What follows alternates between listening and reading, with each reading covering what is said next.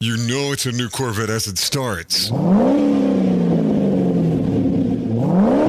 you can't see it. Your dad had a Chevy. His dad, his brother had a Charger, but it was a Hemi, so that made it all right. His granddad used to take on Cadillac V8s with his new 265 overhead valve 56 Chevy. Racing is part of it. Hell, it is life. Plenty of left turns have been made under a banner that says McCarthy Chevy runs deep. Take a look at the car in front of you right now. Odds are it says McCarthy on the backside. They knew about the McCarthy low price guarantee. $10,000 if they can't beat a bona fide signed offer from a local franchise dealer on in-stock vehicles. That's right, 10 grand says McCarthy has the lowest price in Kansas City on any Silverado in stock, or Malibu, or Traverse, Equinox, or Cruise. Good people go through difficult times. All credit applications are accepted. Yeah, a Corvette. Sweet. McCarthy Chevrolet. I-35 in Santa Fe and Olathe. Welcome to Hour 2 of the Midwest #1 weekly motorsports show, Track Talk, on the Racing Boys Broadcasting Network. Brought to you by McCarthy Chevrolet. Once again, here's Scott Traylor and Kirk Elliott.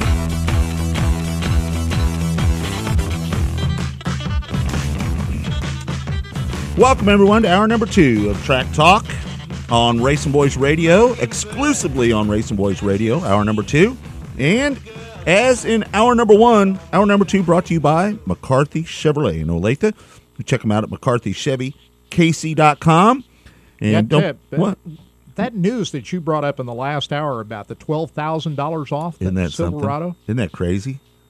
Just think about how much that is, Kurt. $12,000. Is that like what? Just think about that. You could buy. That's incredible. I mean, what's one of those? This. You could buy a race car. Yeah. You could buy a race car and a truck. You could take the $12,000 you save from buying the truck and just go out and buy a turnkey race car somewhere. How about that? That's incredible. What do you reckon the list price on one of those trucks? I wouldn't know. Would be? I have no idea. So, but still, that's I owned a Silverado for, I don't know, 4 or 5 years. Remember that truck I had, Kurt, before the Equinox? And a great truck. I had the Duramax diesel version, 3/4 ton HD. Loved it. Miss it. You know, got that little scare back there about 4 or 5 years ago when fuel was going up through the roof, about $4.50 a gallon. And that's when you traded it in? I said, I got to get rid of this before I get stuck with it, you know. But I loved it, miss it. Someday I'm going to have another one, and you just never know. It could be this year. Of course, Kirk wants me to get something that gets about 40 miles to the gallon, right, Kirk? No. Yeah, you'd rather me get something that's 40 miles to the gallon than something that's 15 miles to the gallon because, well, it costs money to run these things up and down the road, right? That's true. Yeah. I'm just kidding. Of course, it pays. Of course, I would like for you to have that. Of course, you know what? Now I think about it, though, the Racing Boys doesn't pay for the fuel, right? They pay for the miles, but they don't pay for the fuel, so it doesn't matter how much the fuel is. That's right. I never thought of it that way. Yeah. It's how big a hit I want to take on my mileage money. Wow. Now you just made me, you made my day, my friend. I'm not spending Racing Boys money. I'll tell you, to make your day, just head on out to McCarthy Chevrolet. It's just right off Santa Fe, I-35 down in Olathe. And see for yourself what this $12,000 off these Silverados are all about. I could see you. Let me ask the folks in the chat room. Could you see Kirk Elliott driving a Chevrolet Silverado? Corn Elliott, could he drive? I could see it now. I've never rode a truck. I could see Corn driving down the road with his Silverado and some big sideboards on the back of it with a full load of corn. I've driven a truck like that before. Have you? It's been a long time ago, but I did. I did that. Bright yellow one. Harvey Wallbanger, God bless you for always being in there. He says that you need a bright yellow one. That way they can see Kirk coming.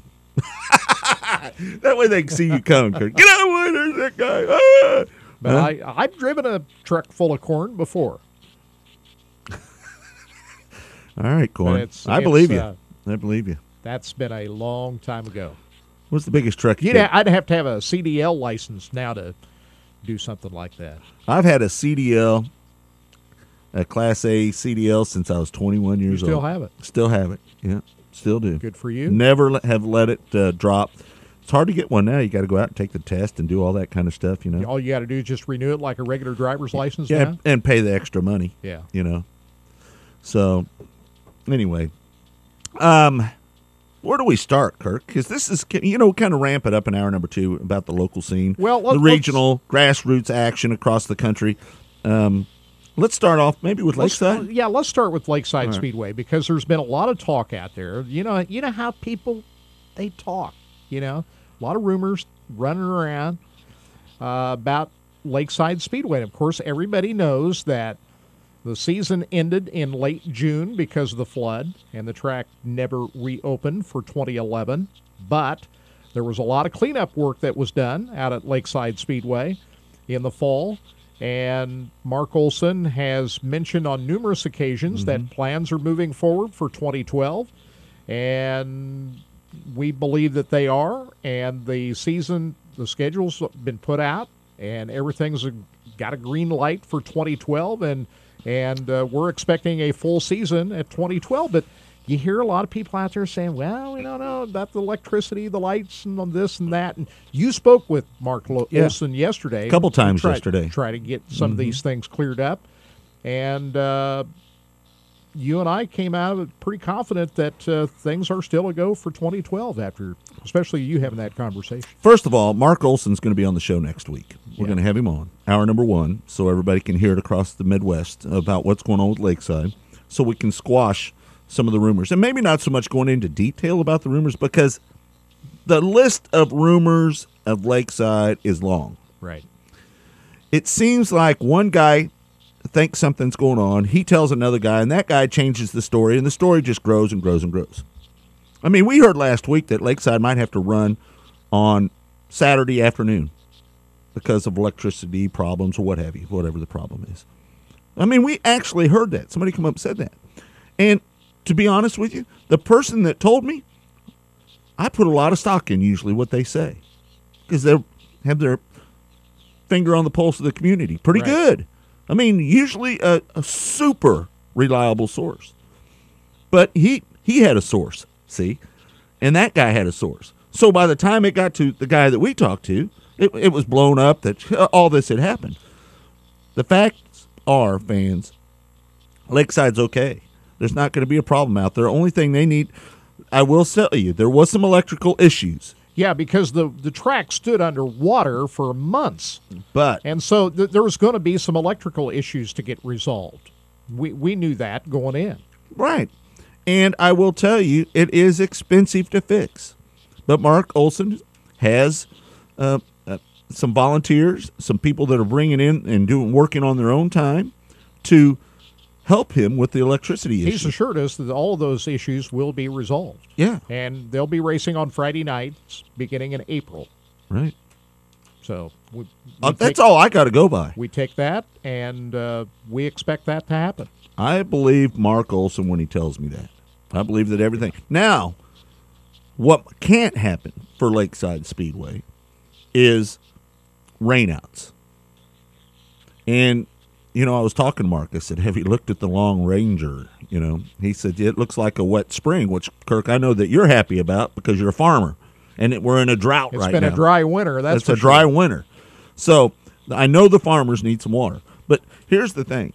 We need that water to come in like on Sunday, Monday, Tuesday. Don't roll into town the rainstorms, on Thursday, Friday. Surely they'll cut us a break this year. After so many years of raining on I don't know. Maybe Valley Speedway. Cut us a break.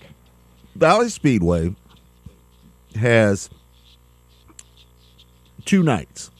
So when you add up their rainouts, I don't know if it's as devastating. Obviously, it's devastating to the wallet because you want to make the revenue and try to make 2 nights out of it. Especially in the spring. Right. Rainouts in the spring are far worse than in the fall. And at Valley, being in a low-lying area, like Lakeside Speedway, they're susceptible to rain and wet conditions. I think Valley got rained out of their 2-night program. They lost half of them one year, maybe year before last. They lost half of them, 50% of them. But he had a Friday, Saturday program to kind of balance that out a little bit. Lakeside only has one night. It's Friday night, and that's it. And if I'm not mistaken, I think it was 2 years ago, maybe 3, they had like 8, 9 rainouts. The next year, about the same, 8 or 9. I think one year they had 12. Last year, they only got 8 nights in for the entire season. Can you imagine? And then on top of that, the expense of fixing the facility from the damage from the flood. So he's got the double whammy. It is overwhelming. Yeah, I mean, and even in a good year, even when you run all of your scheduled events, you get your largest crowds in the spring, April and May, because you get into July, late July into August. There are a lot of other things going on. Typically, the fan base goes down in those months of the year. A lot of these tracks draw their biggest crowds in April and May.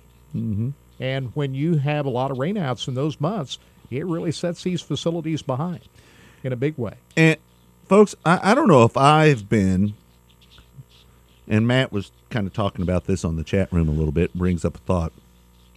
I don't know if I've been more excited for the local racing community. Now, unfortunately, I'm going to be out on the road a lot, Kirk, and you're going to be all over it because you're the regional guy. But I don't know how fans in this area couldn't be more excited about the upcoming season than what we've got.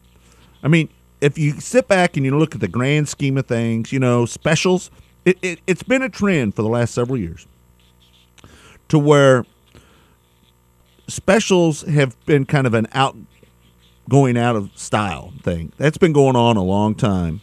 Larry Castor, he was one of those guys that believed that specials could kill you for, one bad special could kill your entire year.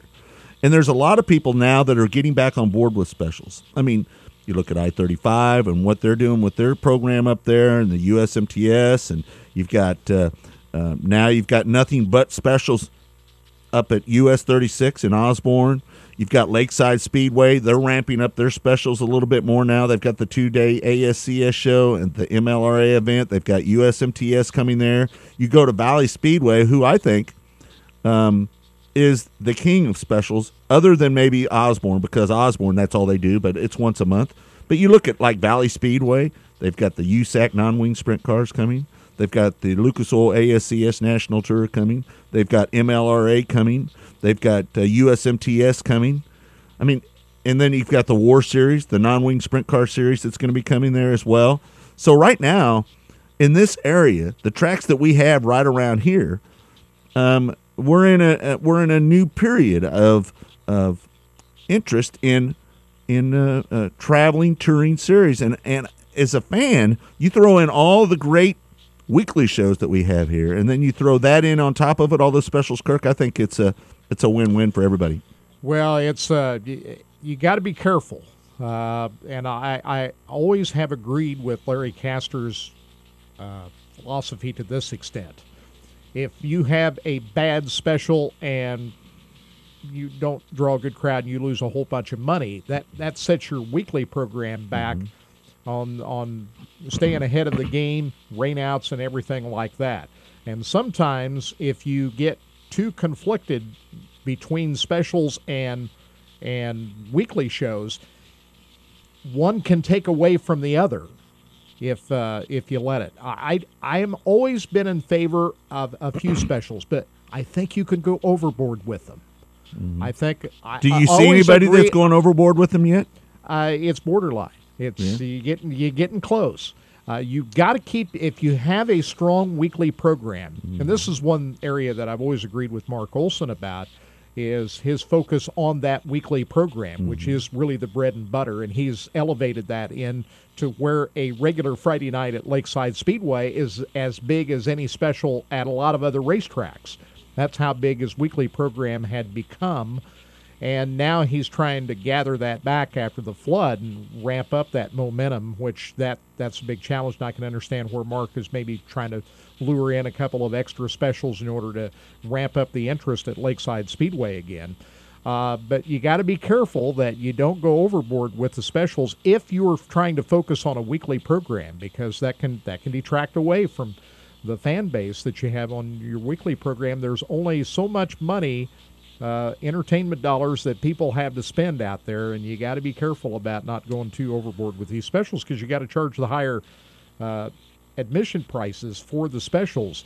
That some people, if you get them to come to the specials, they're not going to come to some of the weekly shows. So there's just kind of a give and take right there. I think what you've got to do, Kirk, I think you've got to intertwine the weekly show into your special program, because that way you get the people that don't want to miss what goes on for the weekly point. And like I enjoy watching point races and keeping up on who's leading the points. I know that's not a big thing of yours, but there's a lot of people that are like me that enjoy that, want to follow the storyline throughout the year, who's where, who finished what, who had a problem that night, and so on. So I think if you can book your weekly show in with your touring series, and I will tell you this, as a promoter, me personally, now that I'm in that promoting game, I'm not interested in 2-day shows either.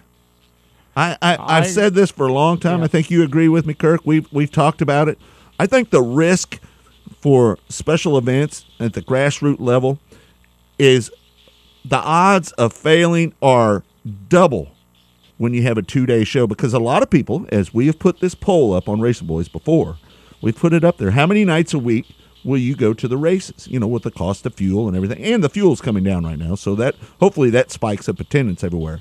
But that poll was 1, 2, or 3 nights a week. What is your preference? What do you do? And how much of your entertainment dollars do you spend per weekend? And the poll results were overwhelming that most people go to one track, and I think, if I'm not mistaken, it was like 70% of the people go one night a week.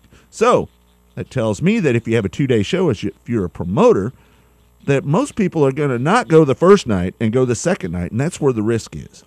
I've always felt the reason to have 2-day shows or multiple day shows, the only reason to have them is if you have more cars that you can handle on one night, that you have to have a second night to get everybody qualified and get everybody in the show for the main night.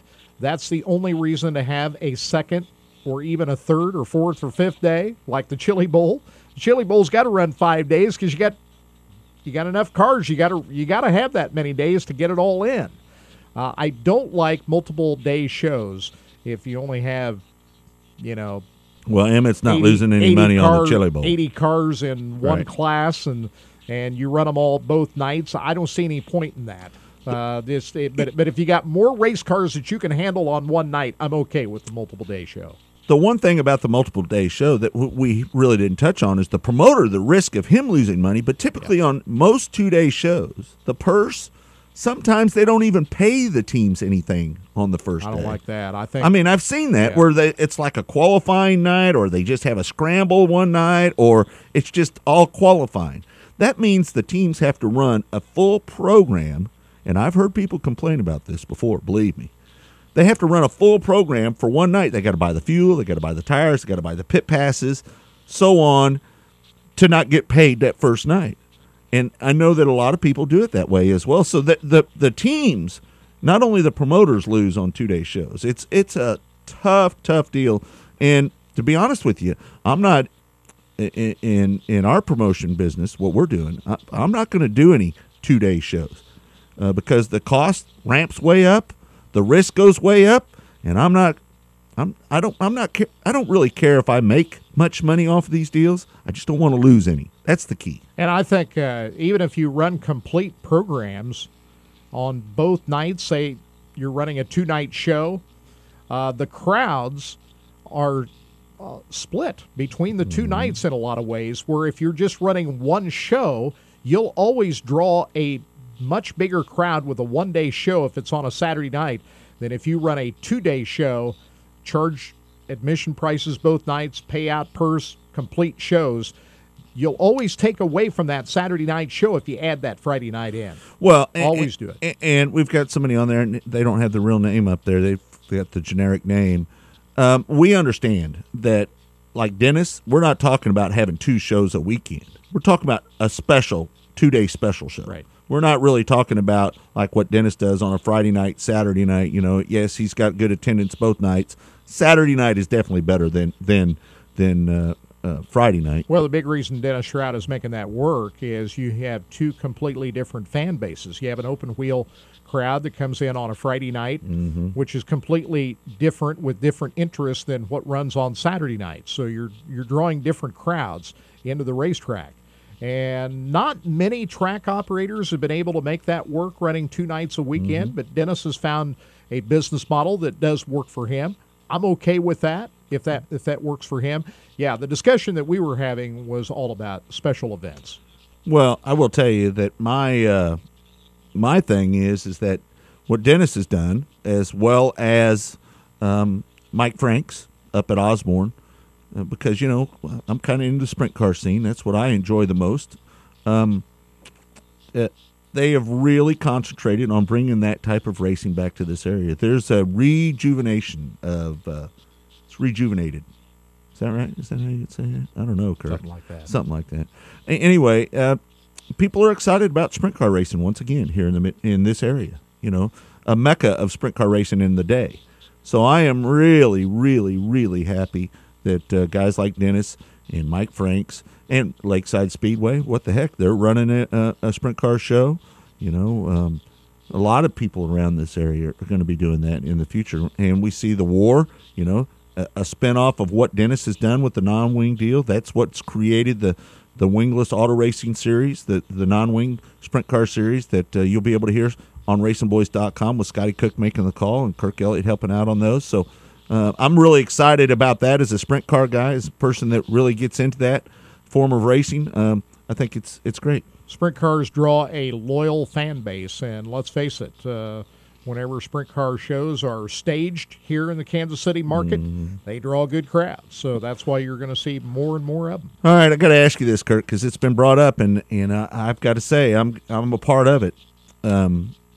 2 specials in the same market. Hey, I'm a little scared about it. What the heck? We've got we're going to be running the ASCS, the Final Warrior Region race on Cup weekend out at Valley Speedway on Friday night, and we're going to be going up against Lakeside, who's going to be running MLRA. Osborne as well. I think it's mid-July. I can't think of the date off the top of my head, but it's a regional race at Osborne going up against USMTS at Lakeside Speedway. Do you think maybe I should have asked you this before I decided to book these dates, but do you think that that's going to be a major effect? I believe that they're 2 different groups of people. It'll have maybe some effect, but not great, because Valley Speedway is far enough away from Kansas Speedway, where Lakeside Speedway is right next door, and to a large degree, you draw a different type of fan base. Sprint car fans will go wherever. They're not going to be really interested in the USMTS. Let me ask you this, Kurt. And correct me if I'm wrong, but to me, it seems that sprint car fans are sprint car fans. But when you talk about modified and late model fans, they'll go over and watch a good sprint car race. But sprint car people, they're not really that way. They don't cross back over. There's not much crossover from a sprint car fan to the stock cars and the modifieds. But you do see NASCAR fans, late model fans, modified fans. They kind of clamor over to sprint car racing. I think it's because the sensation of speed a little bit. Do you agree with that? Yeah, I do. And, you talked about Lakeside Speedway being right next door to Kansas Speedway, having the USMTS and some of the events that they're going to have on Cup weekend there. That's going to draw a lot of NASCAR fans to that track. Your sprint car event could be on any weekend. You're going to draw a big crowd. I don't care if it's Cup weekend or any other weekend, it's still going to draw a large crowd. If anything, it will probably take away from some of the crowd that would go to Lakeside Speedway if your sprint car event were not being held. See, I'm not sure of that. I'm not sure of that because people love the late models at Lakeside, as they do the USMTS. I mean, what I'm saying is, if you didn't have your sprint car race on that specific weekend, a lot of your sprint car fans might go over to Lakeside Speedway, where it makes an easy choice for them to go to a race that weekend. Your sprint car race, if they're a diehard sprint car fan, there are a lot of those people out there. When it comes to our regional race, the final Speedway Motors ASCS Warrior Region race at Valley on our Fall Cup weekend. I think people will go if they think that there's 5 NASCAR drivers at one track and 2 at the other, then that's going to make the difference. I really believe that. I think that the fans that are late model fans will go no matter what to Lakeside. The fans that are sprint car fans, no matter what, will go to. But the ones that are on the fence that are really NASCAR fans, that's the battle for those people. Because we know the hardcore late model fans and the hardcore sprint car fans. We know where they're going. But the large majority of your sprint car fan base are loyal people. They're loyal fans. They're very loyal. But what I'm saying is the amount of on the fence people that go to which track is going to be based on what they think the most cup drivers are going to be at. Like we had Tony Stewart at our race last year. Yeah, the casual fan, of course. The casual fan. But you could fill up Valley Speedway by just your hardcore, loyal sprint car fan base that goes to every race. Pretty much, yeah. I mean, we had a big crowd out there for our event last year. But again, there was nothing going on at Lakeside, so we had that going for us. So we feel that we'll take a little bit of a hit in that department. But if we can get Tony Stewart and we always like to think Tony's going to show up. He had a good time other than with him and Terry McCarl getting into it.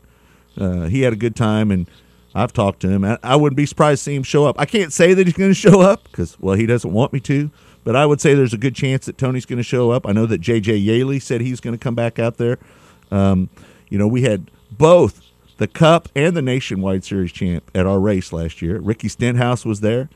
He's become a friend of the Racing Boys. We hang out with him sometimes. He goes out to like short track nationals and Western World. We run into him from time to time at different places when we're out on the ASCS National Tour. So, and then we had a bunch of the MRN. I know Steve Post, who's a big sprint car fan, was there as well. So we look for those guys to come back and hang out with us. But I look for guys like Kenny Schrader, Kenny Wallace.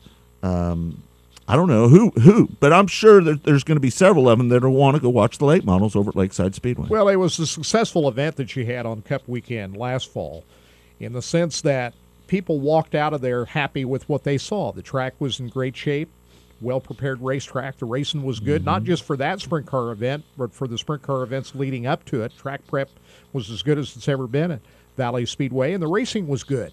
So if people walked out of your event feeling good about what they saw, those people are coming back. They want to see more.